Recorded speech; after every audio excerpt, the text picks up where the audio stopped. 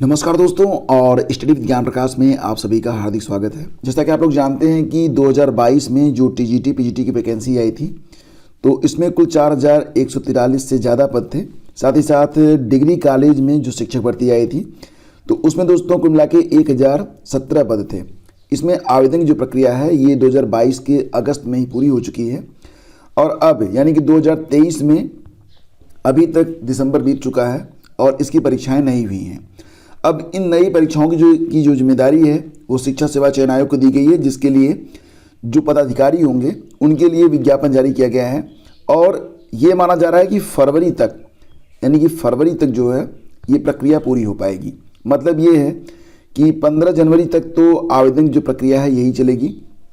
उसके बाद फिर जो अधिकारी पदाधिकारी कर्मचारी हैं उनका चयन होगा तो फरवरी आ जाएगी। और आपको पता ही है कि फरवरी के बाद अभी फ़िलहाल तो आपको दिखाई दे रहा होगा कि जो शेड्यूल है एग्ज़ाम का वो बहुत ही बिजी है। बहुत सारी परीक्षाएं होनी हैं। आपको पता ही है कि 11 फरवरी को आरओ की परीक्षा है। इसके बाद 17 फरवरी को या 18 फरवरी को यूपी पुलिस की परीक्षा होगी। इसके अलावा फ्रेंड्स आगे चल के बोर्ड की परीक्षाएँ भी शुरू हो रही हैं। फिर लोकसभा के चुनाव हैं। इसका मतलब ये है कि जो परीक्षाएँ होंगी टीजीटी और पीजीटी की तो ये लोकसभा चुनाव के बाद ही हो पाएंगी, उसके पहले की संभावना नहीं लग रही है। लेकिन यहाँ पर जो अभ्यर्थी आवेदन किए हैं टीजीटी पीजीटी में या फिर असिस्टेंट प्रोफेसर के लिए, वो ये मांग कर रहे हैं कि जो विज्ञापन 2022 में जारी हुआ था अब तक रिक्त पदों की संख्या क्योंकि बढ़ चुकी है तो ये किया जाए कि जो पुराना भर्ती विज्ञापन था उसमें पदों को ऐड किया जाए, उसे अपडेट किया जाए वर्तमान के हिसाब से। जो नए पद रिक्त हुए हैं उनको उनमें ऐड करके उसके बाद चयन प्रक्रिया यानी कि परीक्षा इसकी करवाई जाए। तो इसकी मांग अभ्यर्थी कर रहे हैं कि जो पुराना विज्ञापन है उसमें कुछ पद और भी अपडेट किए जाएं जो कि वर्तमान के हिसाब से रिक्त हों, उसके बाद ये परीक्षा करवाई जाए। तो दोस्तों यहाँ पर जो पूरी की पूरी प्रक्रिया है उसमें मैं आपको पता ही है कि अगर इस हिसाब से यानी कि अगर पुराने विज्ञापन को अपडेट किया जाता है उसके बाद चयन प्रक्रिया पूरी होती है तो नए अभ्यर्थी आवेदन नहीं कर पाएंगे। जो अभ्यर्थी आवेदन कर चुके हैं बस वही अभ्यर्थी इस परीक्षा में शामिल होंगे और निश्चित रूप से उनका जो प्रोबेबिलिटी ऑफ सिलेक्शन वो बढ़ जाएगा। तो यहाँ पर जो मांग की जा रही है उसके मुताबिक अगर ऐसा होता है तो ये उन अभ्यर्थियों के लिए बहुत ही लाभकारी होगा जो कि टीजीटी पीजीटी और असिस्टेंट प्रोफेसर में आवेदन कर चुके हैं। लेकिन फिलहाल अभी आयोग की ओर से इस पर कोई संकेत नहीं मिला है।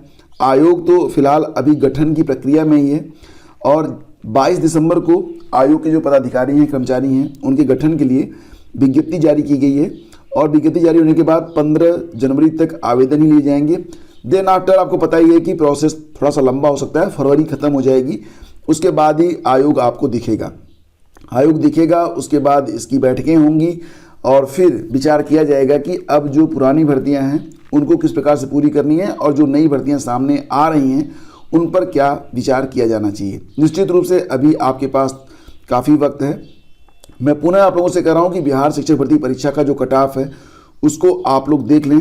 कट ऑफ बहुत हाई जा रही है, यानी कि ये कि अगर आप उत्तर प्रदेश की टीजीटी पीजीटी परीक्षा में या फिर किसी भी परीक्षा में आप शामिल होने जा रहे हैं तो अपनी कट ऑफ का ध्यान रखें और मेहनत करें। बिना मेहनत करे आपका चयन नहीं हो पाएगा दोस्तों। और दोस्तों आगे बढ़ते हैं तो जैसा कि आप लोग जानते हैं कि उत्तर प्रदेश में जो सिपाही भर्ती के लिए ऑनलाइन आवेदन की जो प्रक्रिया है ये फिलहाल तो शुरू हो चुकी है और ये भी आपको पता ही है कि इसमें एज लिमिट बढ़ा दी गई है। अब जो नई एज लिमिट है उसके मुताबिक जो जनरल के अभ्यर्थी हैं, जनरल मेल जो अभ्यर्थी हैं वो 25 साल तक आवेदन कर सकते हैं। जनरल फीमेल जो अभ्यर्थी होंगी वो 28 साल तक आवेदन कर सकती हैं। वहीं पर जो SC ST OBC कैंडिडेट हैं वो अब 30 साल की उम्र तक और जो SC ST फीमेल कैंडिडेट हैं वो 33 साल की उम्र तक आवेदन कर सकती हैं।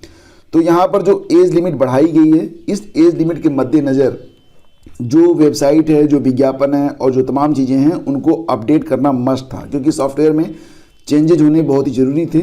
तो इसके लिए जो ऑनलाइन आवेदन की प्रक्रिया है ये शुरू तो हो चुकी है, लेकिन रात में लगभग 10 बजे के आसपास ये लिंक जो था वो एक्टिवेट हुआ है। तो ऑनलाइन आवेदन जो है फिलहाल शुरू हो चुके हैं। अब क्योंकि यहाँ पर एज लिमिट बढ़ाई गई है और लगभग एक दिन तो आपका निकल गया, तो हो सकता है कि लास्ट डेट भी बढ़े, लेकिन आप लोग लास्ट डेट बढ़ने का इंतज़ार ना करें, अभी आपके पास पर्याप्त समय है। अगर आप समय से आवेदन कर लेंगे तो निश्चित रूप से आप औरों से बेहतर स्थिति में रहेंगे, क्योंकि लगभग 25 लाख आवेदन होने हैं।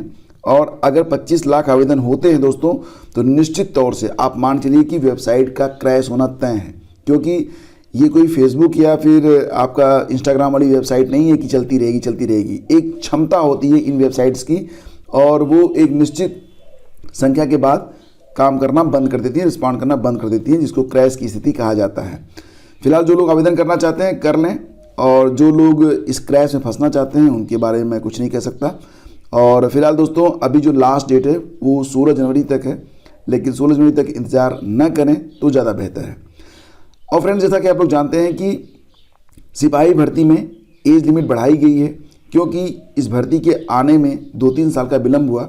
तो इसी प्रकार का विलम्ब आपको जो है देखने को मिल रहा होगा यूपीपीएससी की भर्तियों में भी। जैसे कि आपने देखा कि एपीएस के लिए भी अभ्यर्थी जो थे वो मांग कर रहे थे कि एज लिमिट बढ़ाई है, लेकिन एज लिमिट नहीं बढ़ाई गई। अब अभ्यर्थी ये मांग कर रहे हैं कि मुख्यमंत्री जी से कि जिस प्रकार से आपने पुलिस भर्ती में 3 साल की राहत दी है, उसी प्रकार से एलटी ग्रेड में, क्योंकि एलटी ग्रेड की वैकेंसी भी काफ़ी समय से प्रतीक्षारत है और अध्याचन प्राप्त होने के बाद भी वैकेंसी जो है नहीं आ पाई, तो इसमें बहुत सारे अभ्यर्थी जो ओवर एज हो गए हैं उनको भी राहत मिलनी चाहिए। एपीएस की एक नई विज्ञप्ति भी 2024 में जारी करवा दी जाए, क्योंकि अभी भी पद जो हैं वो रिक्त हैं। यानी कि अभ्यर्थी यहाँ पर ये मांग कर रहे हैं कि कृपया हम पर भी दया किया जाए, क्योंकि हम लोग भी तो वेटिंग में ही हैं और बहुत लंबे समय से जो है इंतजार कर रहे हैं। तो यहाँ पर ये मांग की जा रही है। तो दोस्तों यहाँ पर यूपीपीएससी की भर्तियों में भी उम्र सीमा में छूट की मांग की जा रही है, और ख़ासतौर से वे भर्तियाँ जो शिक्षक भर्ती से जुड़ी हुई हैं और जिसमें एज लिमिट होती है। जैसे कि एलटी ग्रेड में जो एज लिमिट होती है वो 40 साल की होती है, और फिर ये जो 40 साल की एज लिमिट होती है उसमें अगर कुछ राहत मिल जाए तो निश्चित तौर से बहुत सारे अभ्यर्थी जो कि अब निराश होकर लौट रहे हैं या फिर लौट चुके हैं, वे फिर से एक बार अपने सपनों को पूरा करने की चाहत रख सकते हैं। तो यहाँ पर तो मांग की जा रही है, आगे देखते हैं कि जो यहाँ पर प्रोसेस होता है वो किस प्रकार से पूरा होता है। आगे बढ़ते हैं दोस्तों। लंबे समय से आप लोगों के द्वारा करंट अफेयर वार्षिकी की मांग की जा रही थी कि एक क्लास स्टार्ट की जाए जिसमें 2-3 क्लास में पूरा करंट अफेयर कवर करवा दिया जाए। साथ ही साथ ये भी मांग की जा रही थी कि पूरा जो कंबाइंड करंट अफेयर की पीडीएफ है, यानी कि जनवरी से लेकर दिसंबर तक, वो उपलब्ध करवाया जाए। तो दोस्तों यहाँ पर आप लोगों के लिए लगभग कुल मिला के देखा जाए तो हर महीने का लगभग 300 प्रश्न होता है। तो उसको ध्यान में रखते हुए अगर आप देखेंगे तो लगभग 3600 प्रश्नों की एक पीडीएफ यहाँ पर आपके लिए उपलब्ध करवाई गई है, जिसमें संपूर्ण वार्षिकी है, यानी कि जनवरी से लेकर दिसंबर 2023 तक का संपूर्ण वार्षिकी इसमें आपको दे दिया गया है। 3600 प्रश्न हैं, लेकिन फिलहाल फ्रेंड्स इनको पढ़ने का तरीका इतना सरल है कि बहुत ही आराम से आप पूरा जो करंट अफेयर है उसको आप पूरा कर सकते हैं। ध्यान दीजिएगा कि ये जो पीडीएफ आपको मिलेगी, इसका जो है प्रिंट आउट आप मार्केट में जाकर ले सकते हैं, और इसका जो डाउनलोड लिंक है वो डिस्क्रिप्शन में है। हालांकि दोस्तों अगर देखा जाए तो अगर हर महीने की पीडीएफ आप खरीदें तो इसकी कीमत पड़ती है 360 रुपये, लेकिन आप लोगों के लिए ये कीमत नहीं रहेगी, क्योंकि आप हमारे सब्सक्राइबर हैं। तो आपके लिए स्पेशल कीमत है, वो भी है मात्र 99 रुपये। तो आप मात्र 99 रुपये देकर ही पूरे साल की ये पीडीएफ परचेज कर सकते हैं। और अगर आप इस पीडीएफ के लिए इंटरेस्टेड हैं तो डिस्क्रिप्शन में लिंक आपको मिल जाएगा। दोस्तों यहाँ पर बात करेंगे टीजीटी पीजीटी 2021 में जो रिक्त पद बचे हुए हैं उस पर काउंसलिंग के बारे में। जो अभ्यर्थी हैं टीजीटी पीजीटी 2021 में जो अवशेष पैनल है, यानी कि ऐसे पद जो कि भरे नहीं जा सके हैं, तो उस पर दूसरी काउंसलिंग लिए शिक्षा निदेशालय का चक्कर लगा रहे हैं। शिक्षा निदेशालय ने भी कई बार 10 मंडल ऐसे हैं जिनके डीआईओएस को कई बार पत्र लिखा है कि आप लोग जो जो पद रिक्त हैं उसकी सूची हमें उपलब्ध करवा दें। लेकिन फिलहाल ऐसी कोई जानकारी या फिर ऐसी कोई सूची, या इसको हीला हवाली कर सकते हैं, डीआईओएस ने अभी तक उपलब्ध नहीं करवाई है, जिसकी वजह से टीजीटी पीजीटी की ये जो काउंसलिंग है वो रुकी हुई है।